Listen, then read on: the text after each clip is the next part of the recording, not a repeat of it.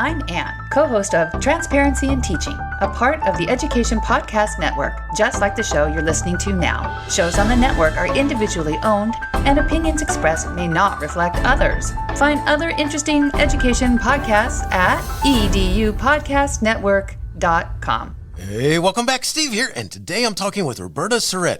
She is the author of the Transylvanian Trilogy. The first book is Gift of Diamonds, the second one, Love, Odyssey, and the third, Treasure Seekers. Join us as we talk about history, the power of love and friendship, and the impact that the arts can have on our world. What an incredible talk. You're going to learn so much. Thanks for listening. And by the way, it'd be so cool if you would go to my website, stephenmiletto.com/reviews, and left a review for the podcast. Could you do that for me? That would be so cool. Enjoy the show.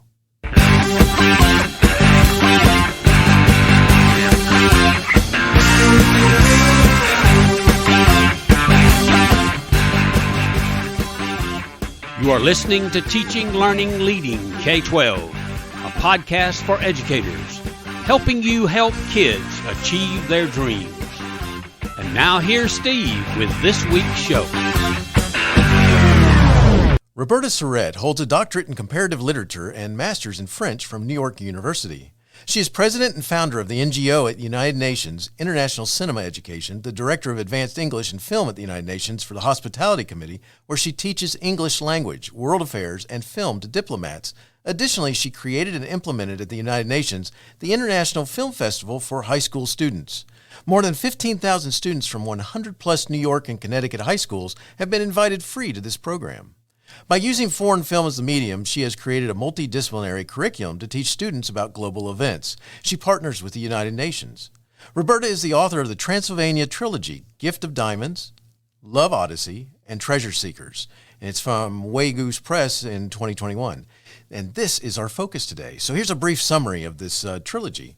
In Gift of Diamonds, we are swept along with 17-year-old Micah as she is forced to flee Romania after the imprisonment of her parents by the secret police for inciting a demonstration against the dictatorial regime. Escaping with her father's rare and possibly cursed diamonds, Micah travels in the middle of the night on bike to the Hungarian border. In her need to survive, she voyages along the often treacherous road of self-discovery with her 3 lifelong friends, for they are the 4 Musketeers.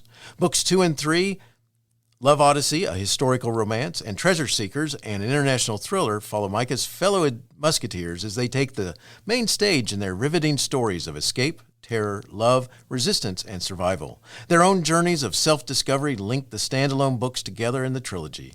Roberta Seret lives in New York City with her husband and their 2 sons. Roberta, thanks so much for talking with me today, and say hi to everyone. Well, hello, everybody. And I want to say thank you, Steve, for inviting me. I love your program. I think it's a very important one, and I'm very honored to be here. Well, thank you so much, and I'm glad that you're here. And before we talk about your book trilogy, the Transylvanian Trilogy, let's talk about you. Tell us about this International Film Festival at the United Nations for high school students. I mean, what's it like, and what happens at the event, and what do you see as its purpose? Well, I think I probably should start how I got the idea.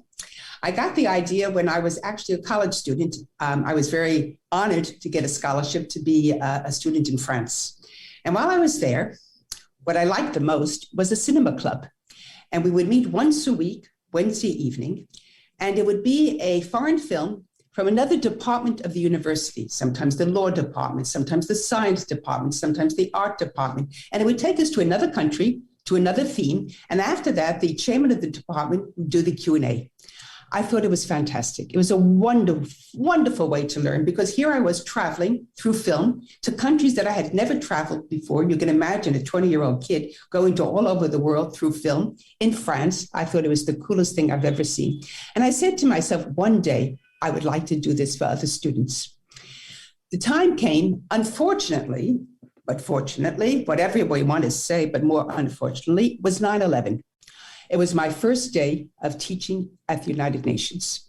I was asked to teach a class in ESL, English as a second language, to diplomats. The diplomats' English and their memo taking and their writings were not perfect. And they asked me to help them out.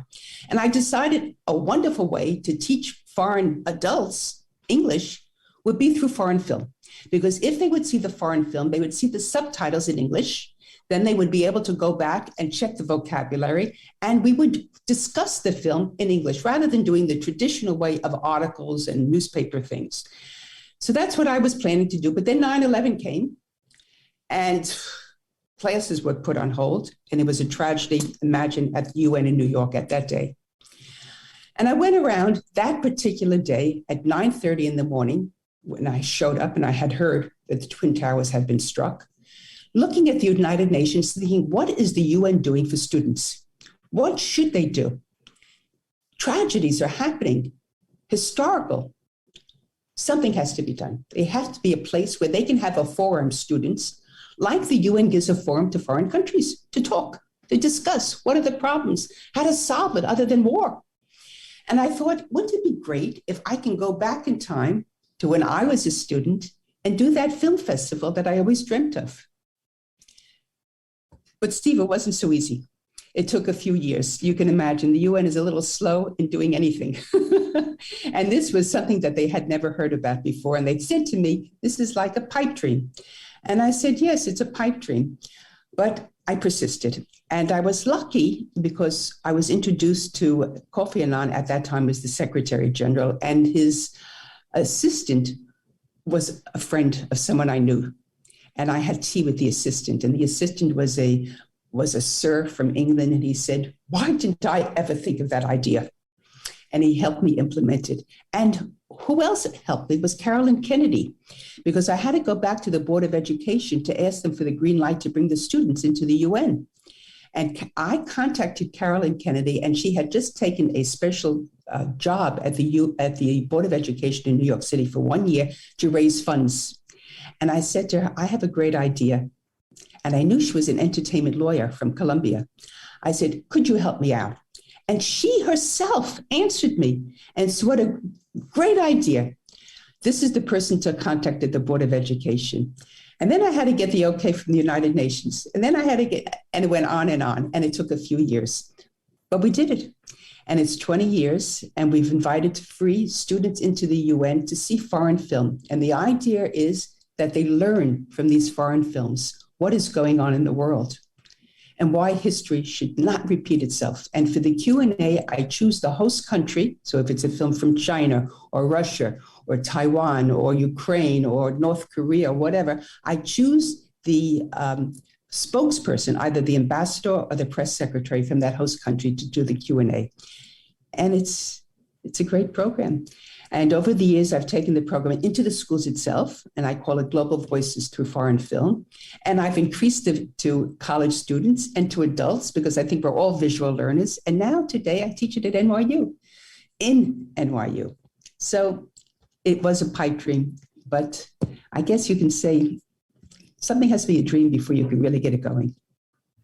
Well, that's cool. And it's neat because, I mean, and to have it last for 20 years, especially when in the beginning you probably got a little more than your share of rejections. Yes, I was trying to figure out how to say it, but thank you very much for your interest. But we'll talk to this person, or whatever. Sure. And that is so cool. And so, did they come? The high school students come to participate there? I mean, did they?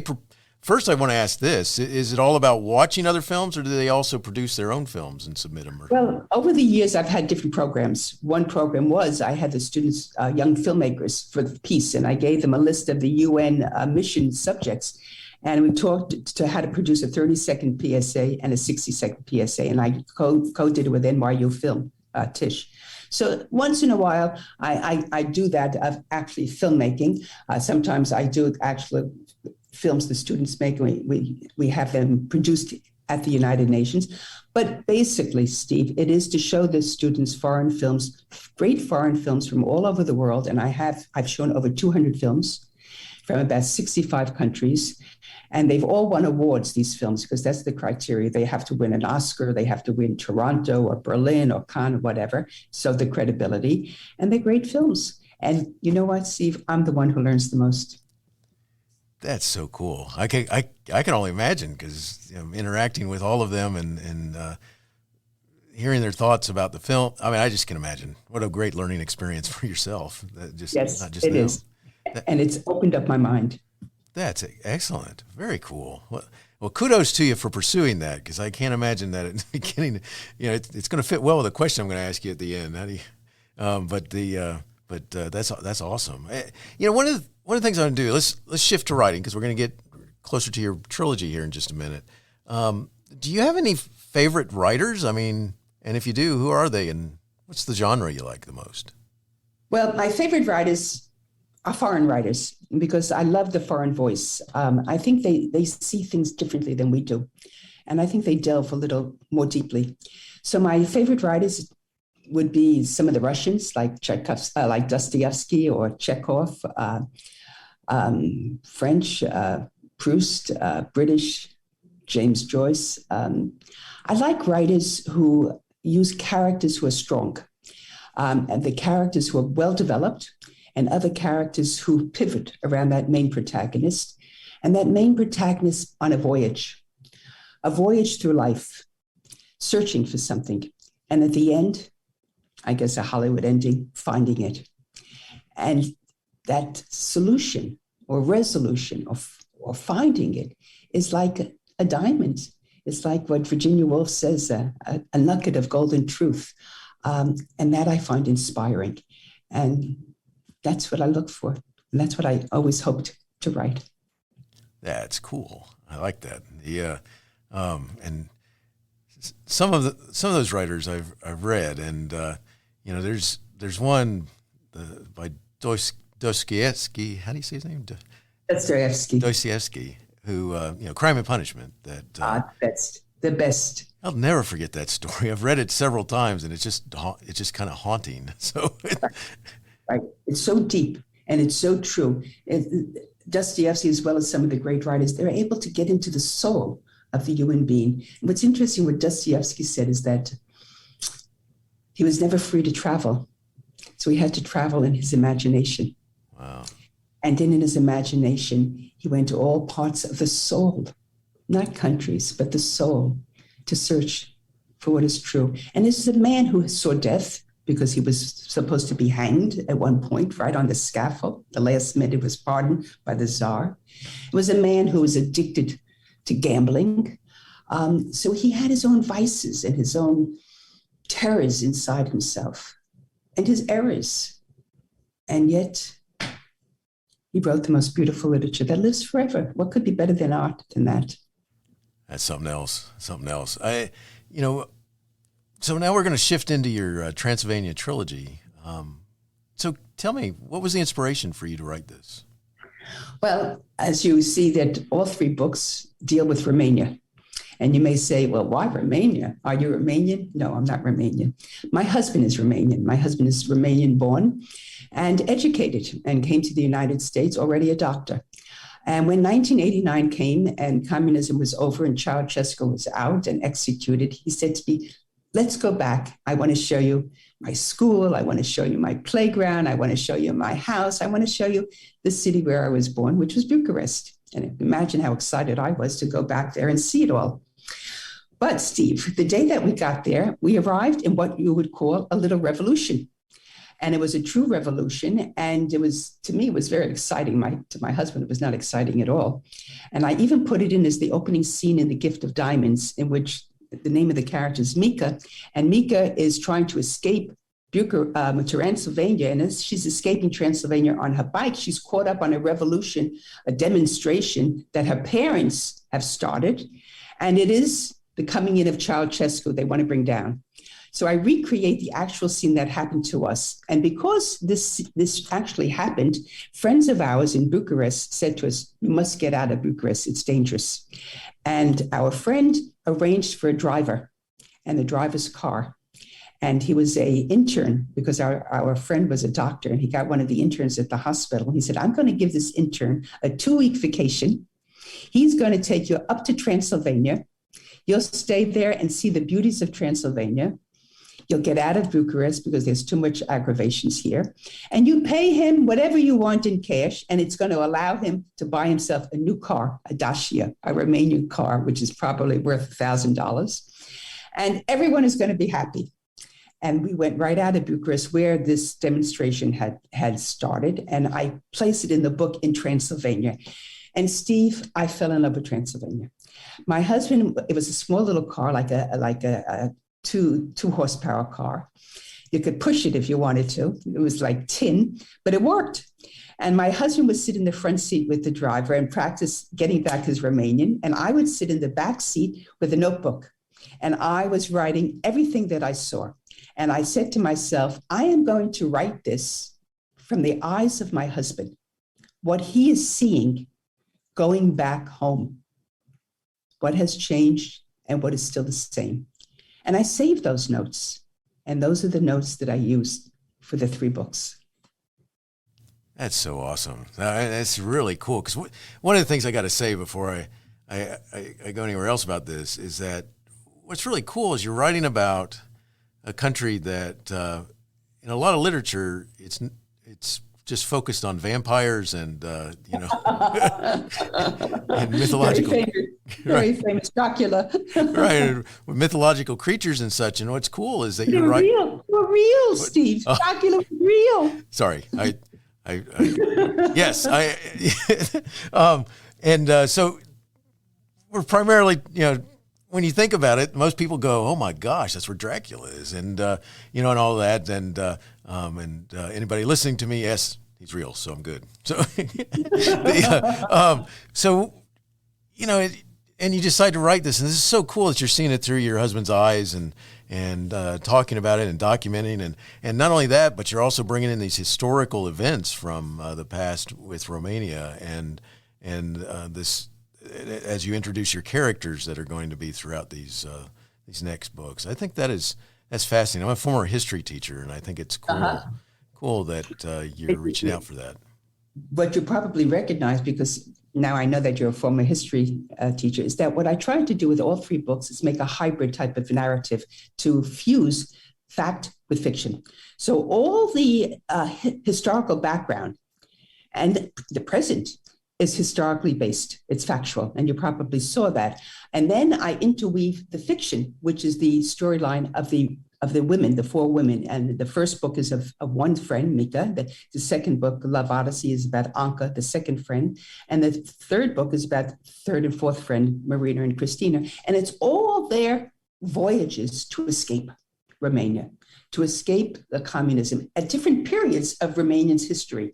So this way, I'm able to give a whole panorama, using it as the backdrop of Romanian history from the 1940s of fascism into communism and into terrorism, because not many people know that Romania and Ceausescu was the father of the seeds of present-day terrorism. And I show it. And that's what I tried to do, the panorama of history with the narrative of strong protagonists trying to escape and define their existence. That's awesome. That's and it's really cool that you've done that, because and I joke or not joke about most people thinking of it as the terror capital for a different reason, for a vampire, or the other. If you're in my age bracket, one of the things that you always think about are the gymnasts. Yes. Yes. And Nadia Comaneci, yes. Very much so. And how she escaped. Do you remember how she escaped? She was from Transylvania, and she was from an area, Cluj, which is the largest city in Transylvania. And she was the girlfriend to Ceausescu's son, Nicu, who was a bad guy. He was just as bad as his father. And he terrorized her, and she wanted to get away from him. So she gets a friend in Transylvania who had a car, and she hides in the trunk of the car for 2 days with food. And in the middle of the night, the friend drives her into Hungary. And she lives here. She lives in Texas and has a gymnast school, very successful. That's awesome. I thought she had a gymnast school somewhere here in the States. That's cool. Thank you for sharing that too, by the way. I had forgotten how she'd gotten out. But it's amazing. And what's really cool is that what you've done is you've brought all this history back and put it into your books, and I think it's cool. And I'm just wondering if you could, who are you writing for? Who do you see as your audience? Steve, I'm a teacher. No matter what I have done in my life, and I've done a lot of things, I am basically a teacher. I had always wanted to be a teacher since I was in high school. And I've taught all levels, from elementary to middle school to high school to college to adults, tutoring. I feel I've seen different ages. So I wrote these books for students. The first book is a very typical YA book, young adult, because Mika is 17 years old when she has to escape. And it's from the ages of 17 to 24, which is her escape and her survival. But it's also a flashback to when she's a little older and she has to go back. But I wanted to inspire students to learn about a history that they may not have known about. So to give them some of that, but not to overload it, not softly. But I wanted to give them a protagonist who was probably their age, from a different background, and had to survive on her own, and how it can be done. That the opposition and the obstacles are so great, and the technique to survive is so great, so important, and she does it. And I put her on a course, a survival course. It's like in New York City when I drive my car and I feel I'm going through one pothole to another. I put her on all those potholes, and she's got to pick herself up and go on and go on and go on. And the road is not finished until she returns to save her parents who have been imprisoned. So it's for teenagers, the YA. And the other books are for students also, strong women characters, female protagonists, who are basically existentialist women who have to define their own future. And they use their education. That's what's important that I wanted to bring up. Many people don't realize that in Eastern Europe, the women were educated very well. They were educated well by communist governments because they had to be equal to men, even though there was prejudice and restrictions and no freedoms in every single way in Eastern Europe. There was one thing that was free, and that was being a boy or a girl was equal. Boys and girls are educated the same because they have to work for the state at the end of their education the same, and they have to put food on the table the same.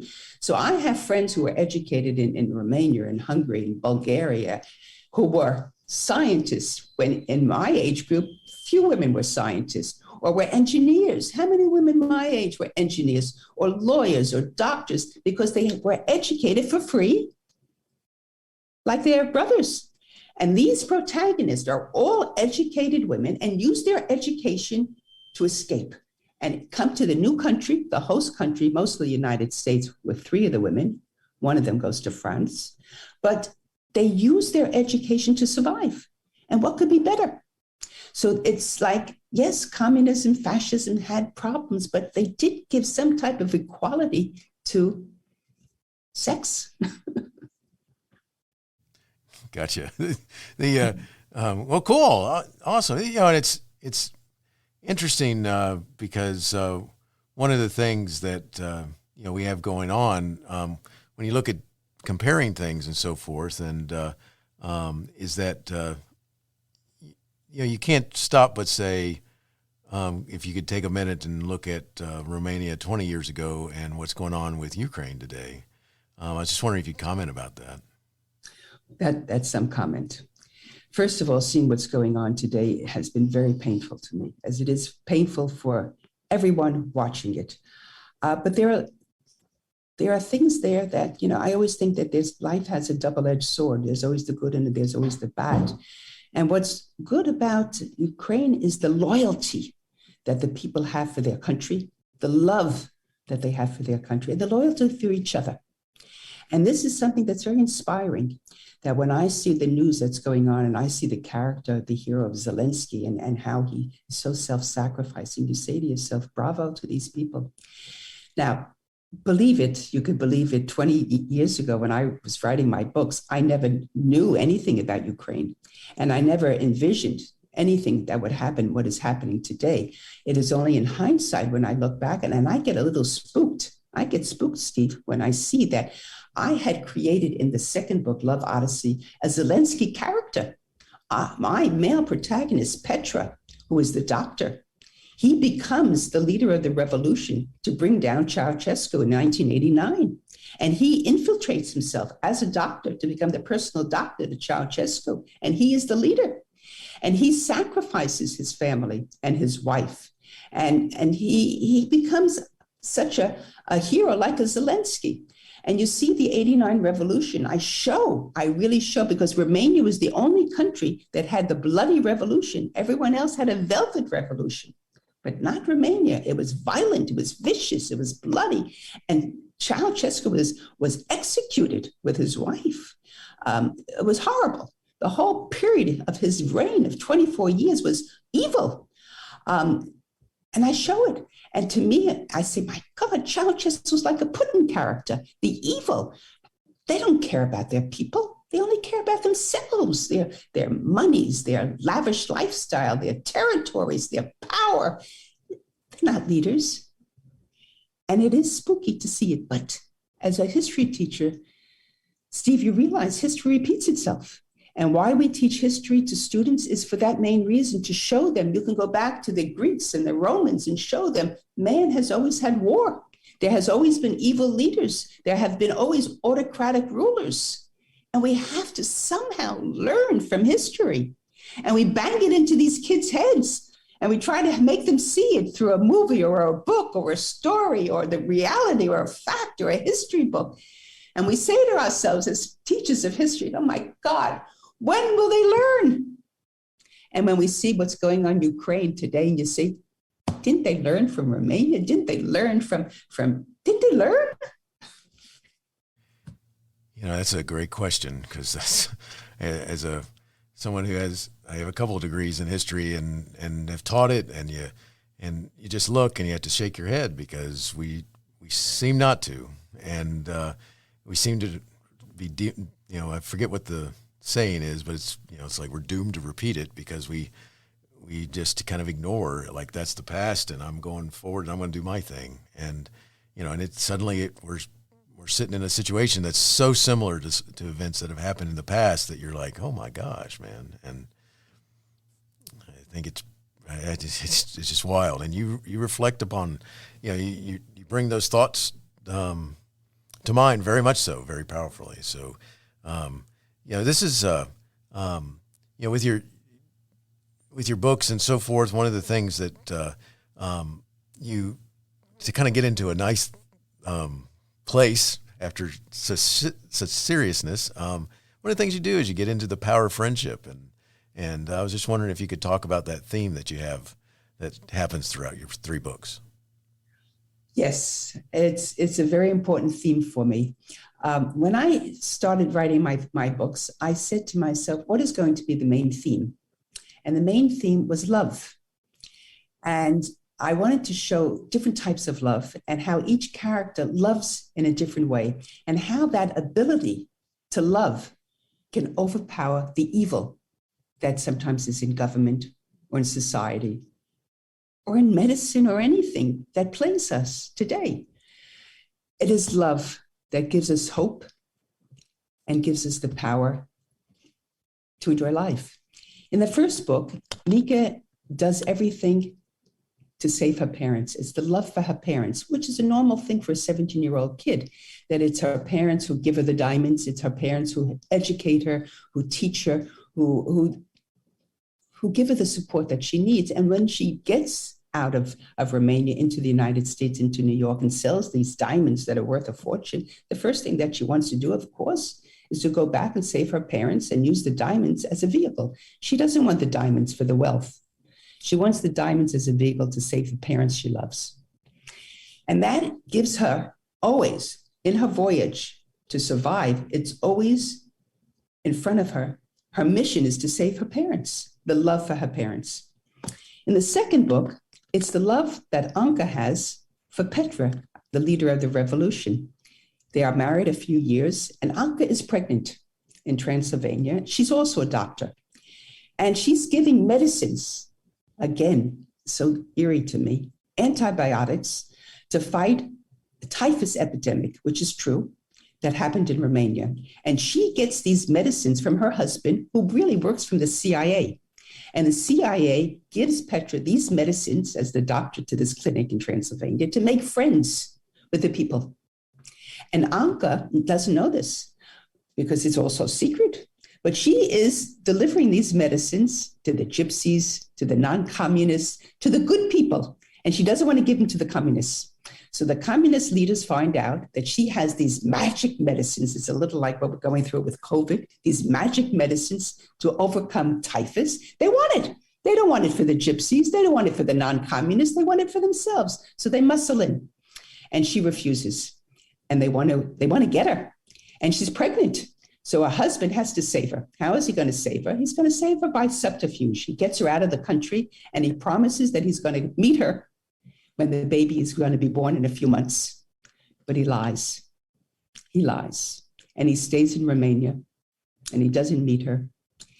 And he goes on the revolutionary and sacrifices everything for the ideals to bring democracy and bring down communism in his country and give the children of his country freedoms. And she brings up the child, a daughter, in New York City. And 19 years later, there's a revolution, and she realizes that her husband is that leader of the revolution, and he got rid of her so he can go on to be the leader of the revolution. And now the opposition groups want to kill him, and she's going to go back to save him. So her whole voyage to save him is because she never stopped loving him. Even though they got divorced, even though she's living with somebody else, she never really stopped loving her first husband. And she saves him. The third book, Treasure Seek, is also his love, but it's love for women who are a little older, middle-aged, 50s.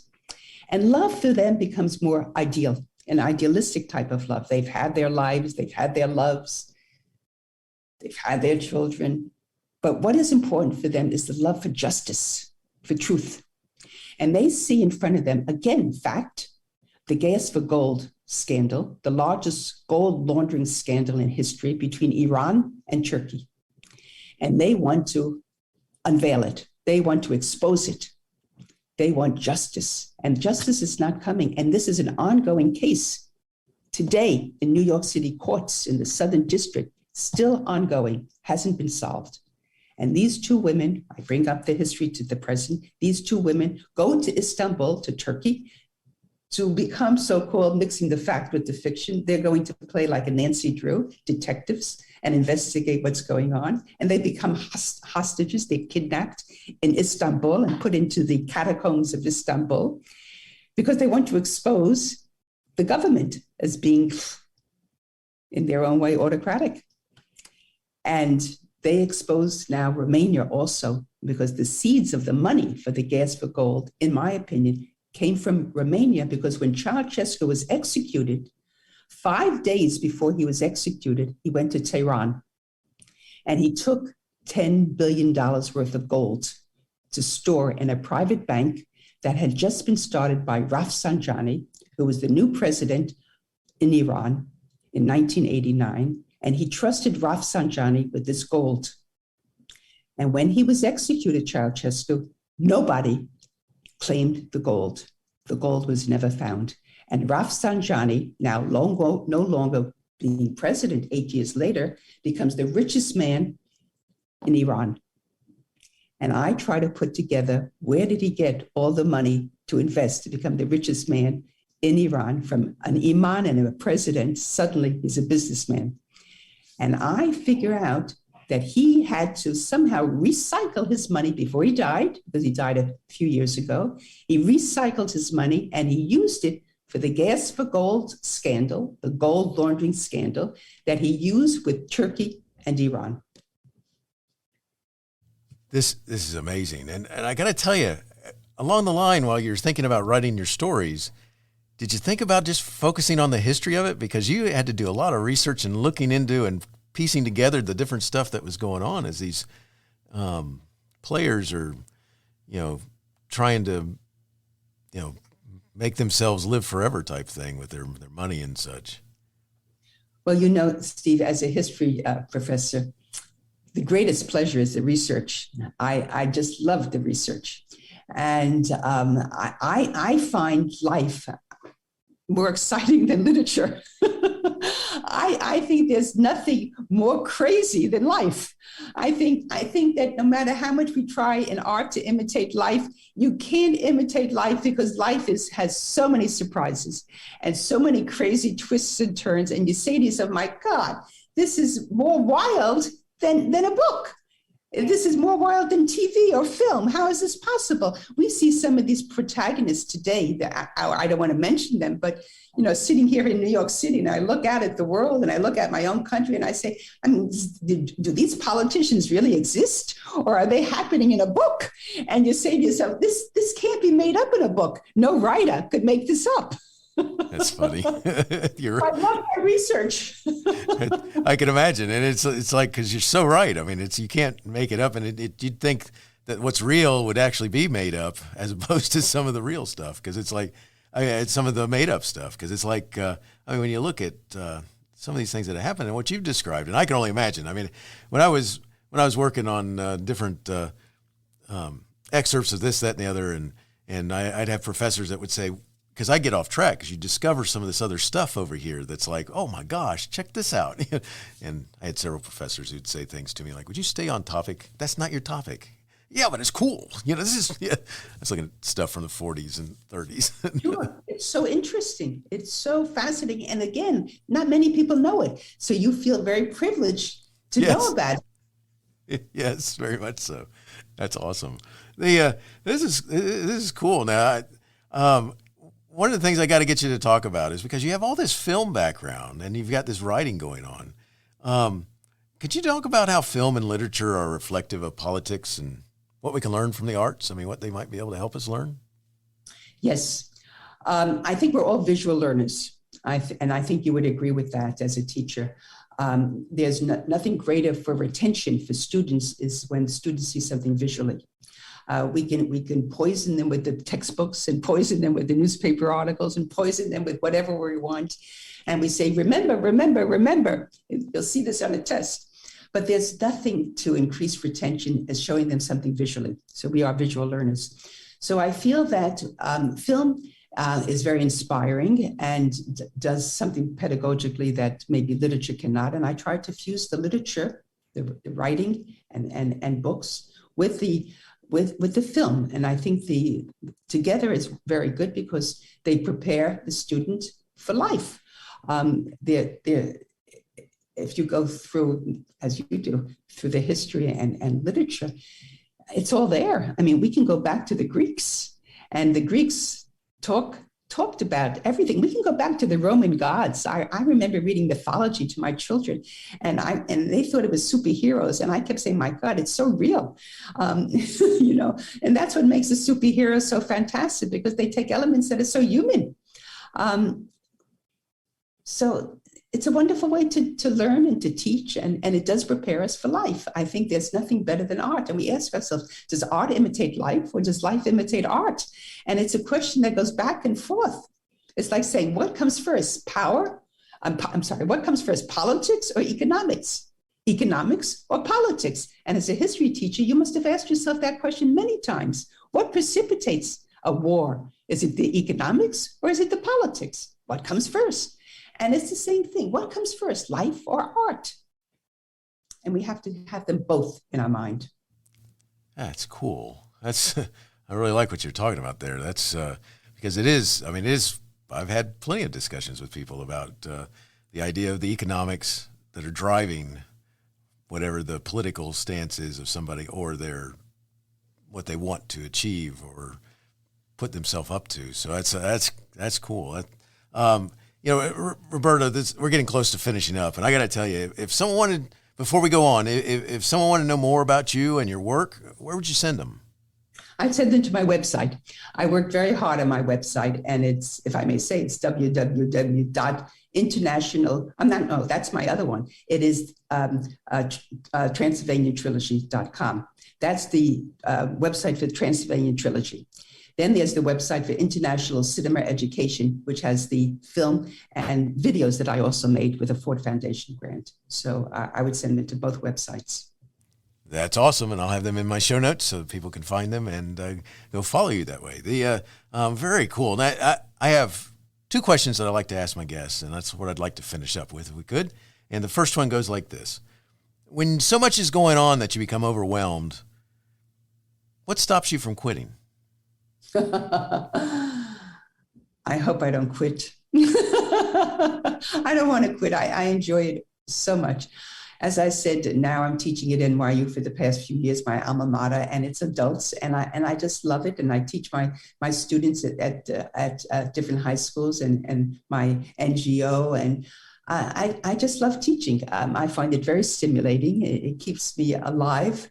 It keeps me optimistic. It gives me hope when I see the students so excited and it's something that they've never seen before. And they say, cool, this is so cool. This is awesome. I've had students, I had a student, I have to give you an anecdote. I had a student from the inner city. I wanted to test my program. So I said, I'm going to take my program to the worst school in New York City. I don't want to tell you what it is, but we've got a few. And I took it to the worst school, and I did it as an after-school program starting at 4:00 in the middle of the winter when it gets dark in New York at 4:30. And I took it there, and I had a kid who came over in the beginning of the class and said, what the F is this class all about? And I said, come on in. You'll see. I'm not interested in film. I'm not interested in history. I'm not interested. Give it a chance. And he kept saying, what the F, what the F, what the F? I said, come on in. The last day of the class, this kid came over to me and said, Teach, this is so cool. This class, this semester was so awesome. I never enjoyed anything so much in my life. Where can I see movies like this other than in your class? Tell me, I want to see more. Now, Steve, what could be better? That's awesome. That's really cool. You made a difference there. That's so cool. Last question I have for you, Roberta. Do you have a teacher in your past who made a difference with you? If so, who was it? And if you're given a chance to say thank you, what would you say? Well, I did. I actually did. I was a senior in high school at Forest Hills High School, and I had an English teacher, Mrs. Schulman, who gave an elective class for creative writing. And she chose the students, so I felt very honored. And I chose drama for my creative writing. My assignment was to produce through the year two plays. And I produced and wrote, and I was supposed to act and then choose a few other actors in each one. The first one was a play about a prosecutor has to go into the courthouse and plead a case of murder for a kid. And I had to prove that the kid was innocent. And I would go every day to the courthouse and do my research and sit there in the back row of a trial and listen and take my notes. The other play that I did was in the beauty parlor, in a beauty salon, in which there were three women who were sitting in the beauty parlor talking with each other about life. The last one was a farce, a comedy, and the first one was really, I guess, pretty heavy. And I enjoyed both. I really had a ball. And at the end of the year, the teacher came over to me and said, you're graduating now. What are you going to study in college? So I said, well, I'm thinking maybe law. I got so into this play about the law. Maybe I become a lawyer, or I don't know. I always wanted to be a writer, so I'm not sure. And she said to me, you should be a writer. You've got a talent. You should be a writer. You've got a voice in your ear. And that made the difference. So thank you, Mrs. Schulman. That's awesome. Very cool. Just impactful. It's so cool when someone makes it, does something that makes a difference in you. And I like that. Thanks for sharing.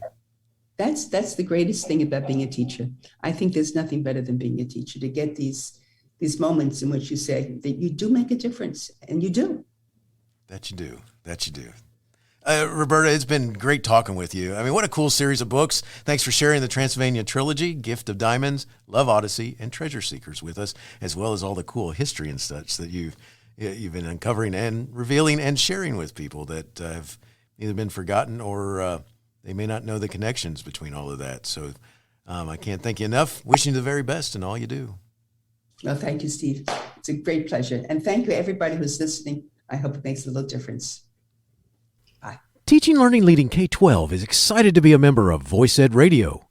Voice Ed Radio, your voice is right here. Teaching Learning Leading K-12 is a proud member of the Education Podcast Network. Podcasts for educators, podcasts by educators.